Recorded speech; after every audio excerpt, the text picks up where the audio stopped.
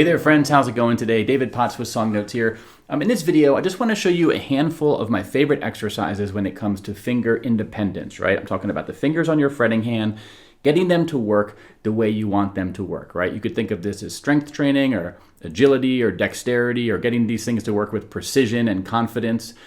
Whether you're just getting started with guitar or you've been playing for a while, doing this kind of thing as part of your practice routine is going to really make a big difference. Okay, so I'll show you a handful of my favorites. Jim, this one's going out to you. You posted this question in the Song Notes community forum. Thanks for your support. Let's get into it and have some fun with this one, right?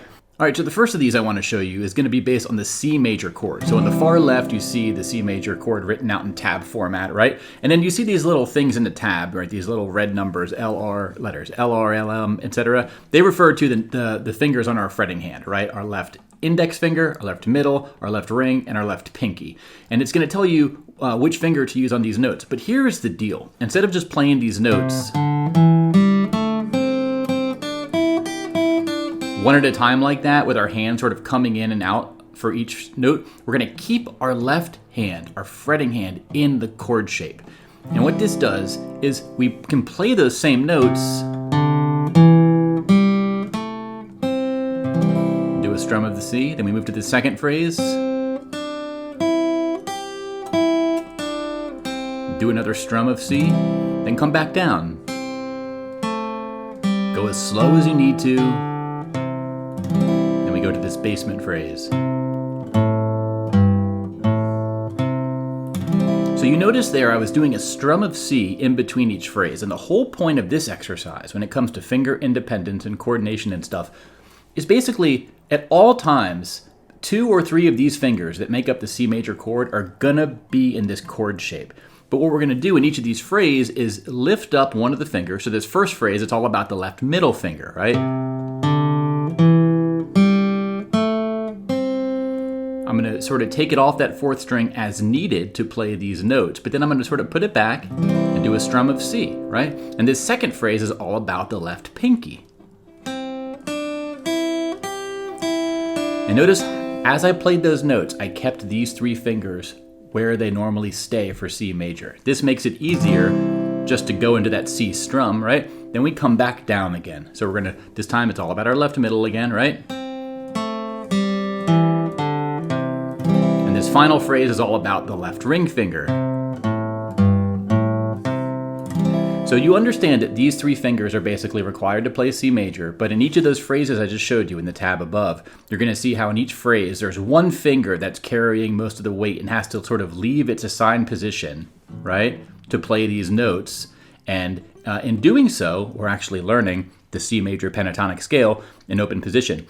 And I say that because it's worth knowing this, because so many songs, melodies, walk-ups and walk-downs, little licks and riffs and fills are going to be using this suite of notes. So if you want more on the pentatonic scale for the C major, G major, E major, A major, and D major chords, in open position, I have a whole separate lesson with a PDF showing you that, right? But again, this exercise I have right here is a great way to work on finger independence and coordination just using this C major shape. Let's look at another one really quick. G major. Same idea here, right? Now I'm playing G major with my left ring down here and my left pinky up here, and my middle is on the 5th string, 2nd fret. I recommend doing the same thing for this lesson. This is a great voicing of G major to have in your belt. But check this out. We can do the same thing. This first phrase,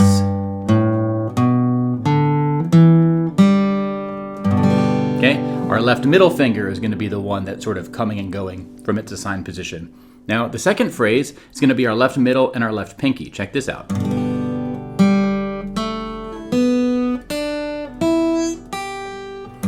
Notice how all the other fingers are staying where they normally would be for G major, okay? It can be tricky at first, right? But again, keeping the fingers sort of entrenched in their position in a way kind of makes it a bit more approachable from a sensory point of view. You can almost keep these there as an anchor, and as you move these fingers, right? Let's go to this next phrase here, right? Coming back down, get back to G, okay? And then we come back down, back to the home base. Okay, so let me do it from left to right here without talking, and just notice that the fingers that are not moving are staying entrenched and firm and fixed in their G major position, right? And And again, this is all G major pentatonic scale.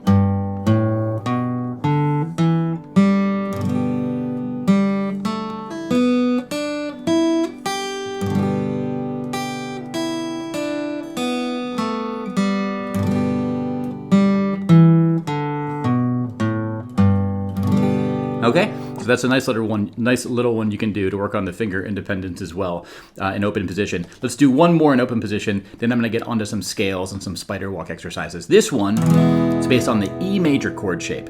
And instead of doing the major pentatonic notes, we're going to just take some bluesy or actually minor pentatonic notes, right? This is sort of inspired by Mrs. Robinson by Simon and Garfunkel. If you watch my lesson on that, in the very beginning, there's this riff.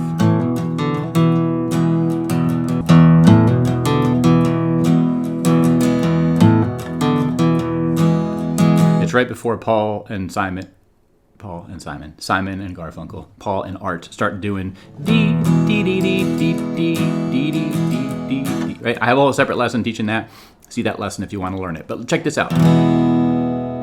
Here, the idea.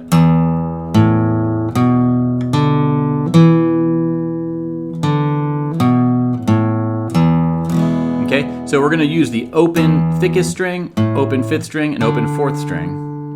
But we're going to use our second fret notes played with these two fingers right here. So practice this in a loop.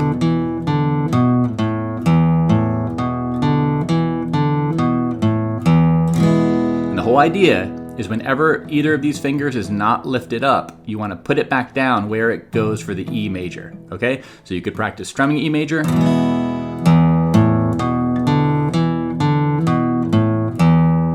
Strum it again. Repeat that little section as you need to. But then we can go to the thinnest couple strings, right?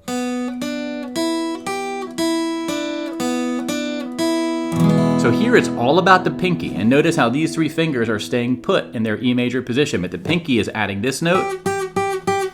Right? This is the minor third when we're in the key of E major. So it's a minor note. And this note is the flat seventh that also is in the minor scale. It's in the minor pentatonic. So these are sort of bluesy sounding notes, and when we combine them with that major chord, you get the real blues clash of major and minor. It sounds really good. But together, this is a cool exercise for just, a bluesy sounding riff over E major.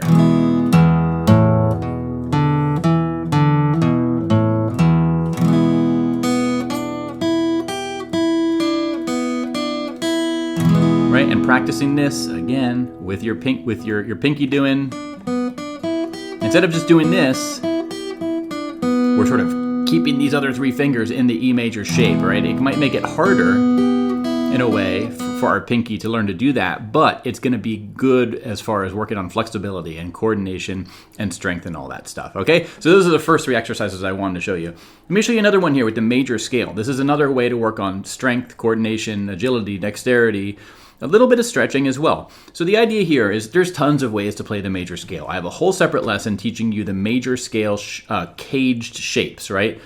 For every single major key, there's 5 different shapes that repeat up the fretboard. I'm not going to recover that in this lesson. I'm going to take one of those shapes, and it's the one I recommend starting with. Left middle finger, we're going to pick the root note of the 5th fret. That's going to be our home bass, okay? Now you could use this shape to play the major scale starting on any note on the 6th string, any fret. You can start it here, you can start it here, you can start it here.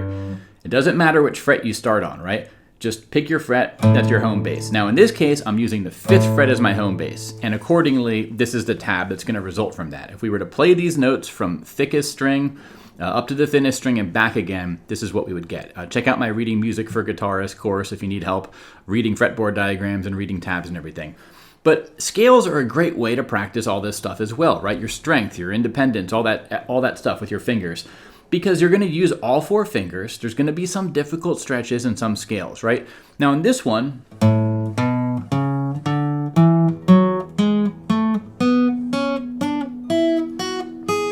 okay, that's me going up from low to high, and I can come back down again.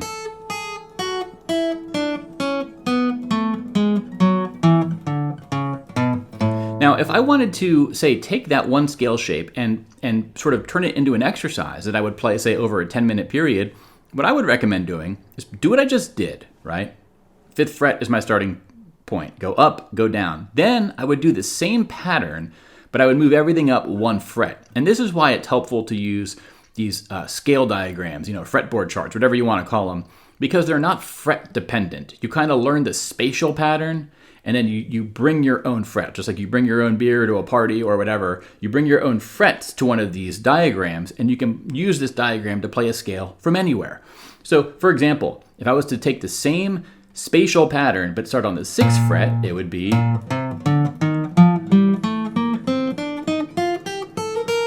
Let me start it on the 7th fret and do the same pattern. I can start on the 8th fret, do the same pattern. 9th fret. You get the idea, right? Now I'm just playing 2 octaves of the scale going up. I started on the 5th fret, then I did one on the 6th fret, then I did one on the 7th fret, then I did one on the 8th fret. Okay? Again, what I have tabbed out in my PDF for this lesson is just the 5th fret version. Start with this, right? Practice going up. Go as slow as you need to. There's no rush. If you're messing up, slow it down. And the cool thing about major scales or minor scales or any kind of scale is, here's the really cool part. You can have so much fun with scales as far as creating new ways to warm up with them. One of my favorites is to do pulses of 3 notes at a time. And you go up 3 steps, then you quietly go down a step, and then you go up 3 again, down 1, up 3 again, down 1. So it kind of turns it into this.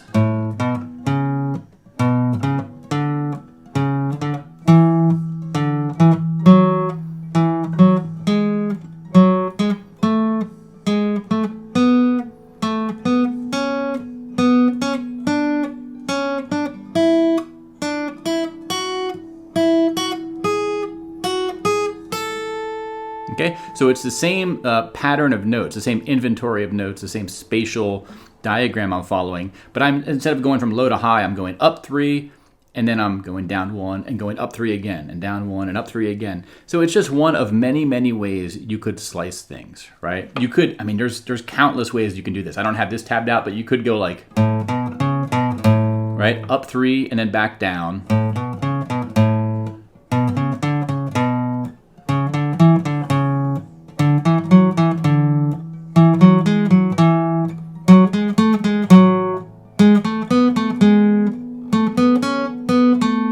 That's an example of using the same spatial pattern, but going up and then down, then moving up a note and doing the same thing, right? So many, many, many ways you can slice it, right? So scales are a great one. You're inevitably going to use your pinky and ring finger. So they're not necessarily the best when it comes to giving you targeted exercises that focus on your weakest links, right? Say your ring and your pinky fingers are really giving you a hard time. Scales will help. But there might be exercises that are a bit more tailored to working specifically on those fingers. Let me show you another one here. This is going to be spider exercises, okay? Now, spider exercises, again, just like scales, there's many different ways to slice this. These are less musical per se, but the benefit of them is that you can really, really, really focus on specific fingers and specific things that are giving you a hard time. Let me show you how this works. So the main idea here, right? And I'm going to start on the 5th fret for this example. Frets 5, 6, 7, 8 on the thickest string. Index, middle, ring, pinky. Okay? Now, I think a good way to get started with these is to play the individual notes, right? 5, 6, 7, 8. Now, I'm keeping my fingers pressed after I play each note. You don't have to do that. I'm going to come back to that topic because I've seen folks teach this in a way where you keep your fingers on the notes. I'll come back to that. But the easiest way to do it is just 5, 6, 7, 8. And you repeat that on each string. So then on the 5th string, you do the same thing. Make sure you're getting a clean sound. Play at a consistent and steady pace, even if it's really slow. Then you do the 4th string, 3rd string, 2nd string, 1st string. Okay? When you're first doing this, you're probably going to notice your ring and your pinky finger are really having a hard time. That's okay. Take it really slow. Focus on 1 or 2 strings at first. You can just repeat 1 string if you need to. I'm sort of going up over and over again. You also could just go up and down, right? So one way to practice these is, again, start on the 6th string, do 5, 6, 7, 8 on each string. Then you could come back down.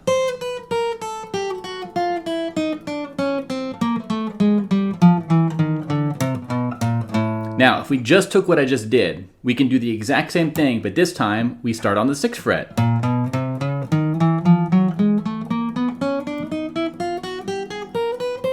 And then back down.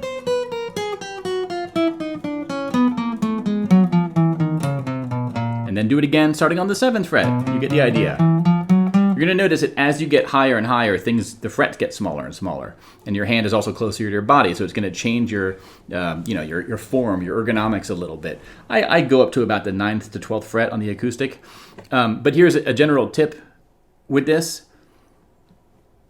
Starting on the 5th fret, and then maybe go up to the 9th fret. Start with that, right? If this is your first time doing it, but see it through. Go as slow as you need to. Go up, then back down, then do it on fret 6. Up and back down, then fret 7. Up and back down, fret 8.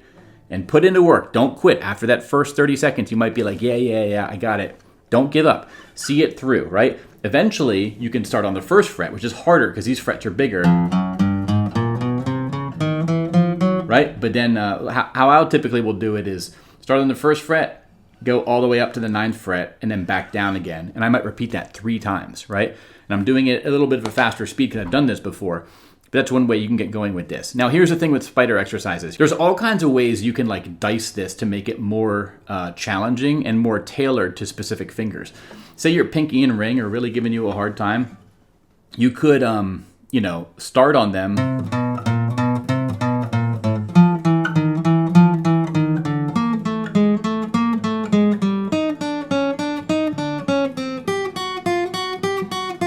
Okay, so I'm following that pattern. I just made it up here, but that pattern is designed to give the ring and pinky the most reps, right? My index finger is carrying a little less of the weight there. That's one example. You could go up and then down on the next string. Messed up.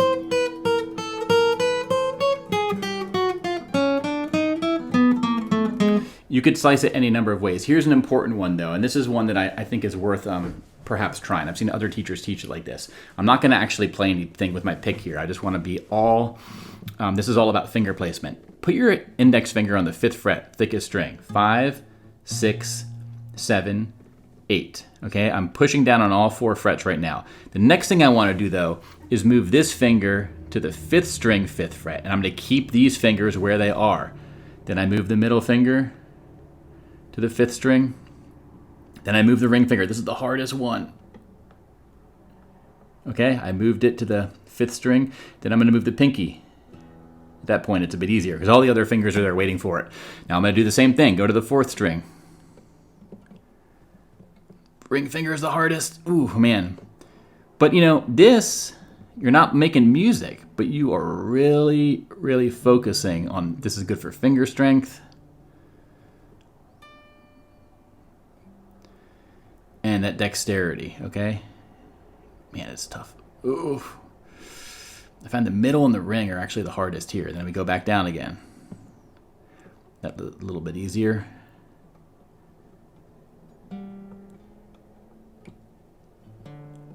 Now, I'm not a spider walk exercise expert. I don't know which of these types of playing exercises got the original name of things. Like, for example, is what I just did the canonical spider exercise? I don't know. Is doing it,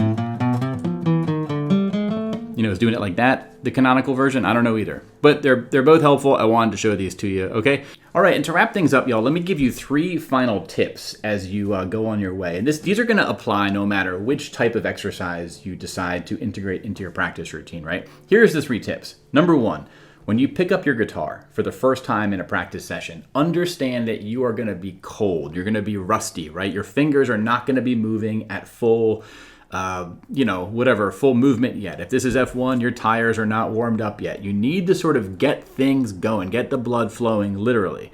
And I say that because you want to be kind to yourself in those first few minutes of practice. Don't pick up your guitar and go into one of these things because you might literally find yourself with pain in your hand from stretching too much.